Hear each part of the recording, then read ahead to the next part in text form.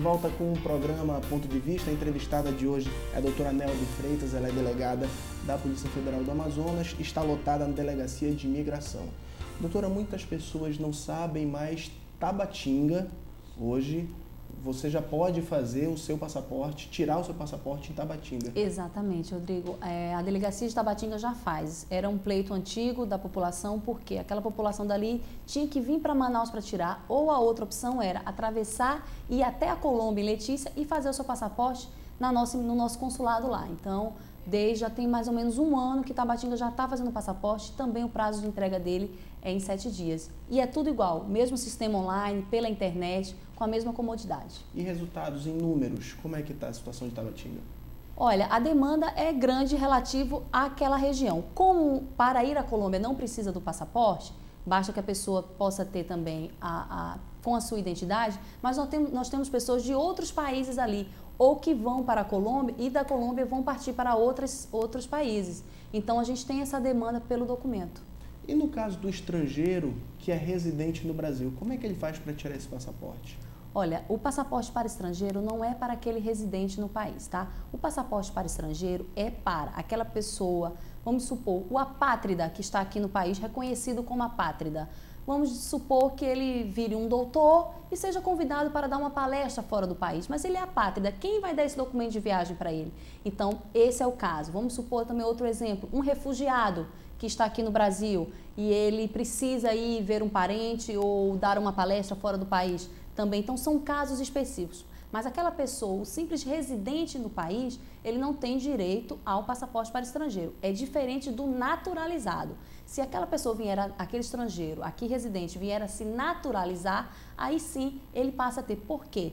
O passaporte, ele é título de cidadania. Uma pessoa que porta aquele documento é tido como se brasileiro fosse.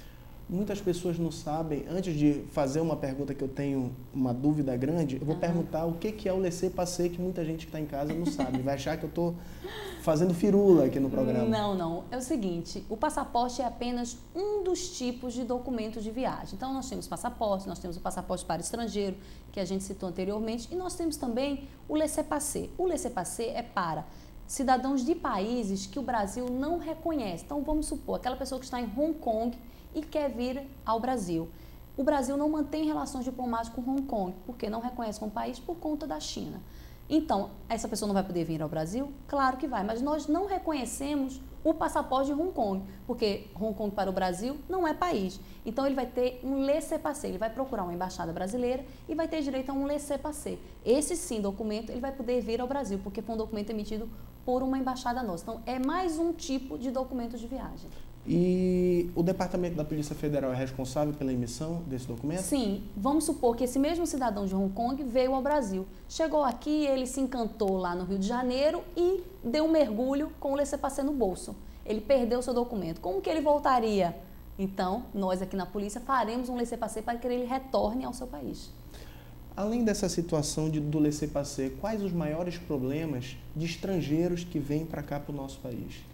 Olha, o estrangeiro aqui no Brasil, a legislação brasileira, ela é, digamos, muito receptiva ao estrangeiro. Nós temos uma tradição de bem receber o estrangeiro. Não é à toa que já é uma prática do governo brasileiro a cada 10 anos anistiar aqueles que estão ilegais aqui. Então, nós tivemos uma anistia agora em 2009, em dezembro de 2009, nós tivemos uma anistia em 98, já é meio que esperado que a cada 10 anos o governo brasileiro anistie. Por quê? Aqui no Brasil não é crime estar ilegal, ele apenas comete uma infração administrativa. É diferente a gente ver na mídia, nos Estados Unidos e outros países, onde é crime estar ilegal. Aqui no Brasil não é crime, ele apenas comete uma infração administrativa e aí sim ele é passível de uma deportação se ele não cumprir aquele prazo de deixar o país espontaneamente, mas isso é um trâmite que é um pouco burocrático. Por quê? Porque depois de 88, né, com a nossa Constituição, não há mais prisão administrativa. Então, a gente não pode prender para deportar. Então, posso prender? Posso, desde que eu faça o trâmite como qualquer outra prisão, ou seja, representar a um juiz para aquela prisão. Então, se eu pego um estrangeiro ilegal, eu notifico para que ele saia do país, pague essa multa. Se ele novamente for pego irregular, ele é possível de deportação. Como? A gente representa ao judiciário, pede ao judiciário essa prisão para fins de deportação. Então, ela segue um trâmite como uma prisão preventiva, uma prisão temporária. É muito comum esse caso ou é raro aqui no nosso país? Olha, tem muitos estrangeiros ilegais, sim. Mas, é claro, isso tudo, como eu estou falando, não é um procedimento simples e depende da autoridade policial representar nesses casos. Como a gente tem essas dificuldades realmente de logística, não é tão comum, mas aqui no Amazonas a gente tem alguns casos, eu já representei vários casos, e a gente tem esse apoio do Ministério Público e do Judiciário em reconhecer que nem sempre aquele estrangeiro está aqui com, digamos, de boa fé, né? A gente consegue comprovar que aquele estrangeiro está aqui legal e que ele não tem intenção de se fixar aqui no Brasil. Ele veio apenas com alguma intenção de explorar alguma riqueza natural aqui no Amazonas. Então, quando a gente consegue comprovar isso, o Judiciário tem sido atento a esses casos e nos concede essa prisão para fins de deportação.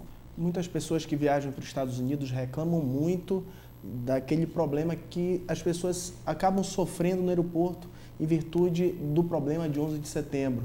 Aí você entra, acaba tendo que tirar sapato, acaba tendo que passar por uma revista bem grande. Em alguns aeroportos você acaba até mesmo se vendo no raio-x. Olha, aqui no Amazonas a gente já tem, inclusive, esse Bariscan, né? Foi uma coisa que a gente divulgou desde maio que nós temos essa tecnologia aqui também. É uma coisa que precisa a população entender, que é o coletivo e o individual. Então, talvez demore um pouco para você passar um constrangimento, talvez individual, mas é em prol do coletivo, né? Da segurança da coletividade. Eu sempre falo isso, depois de 11 de setembro, o que aconteceu no aeroporto, inclusive a novela das 8 atual acabou de mostrar um caso de um rapaz que entra com uma faca no avião, então você tem que ter bastante cuidado com essa situação. Doutora Nelby, foi um prazer de ter aqui no nosso programa.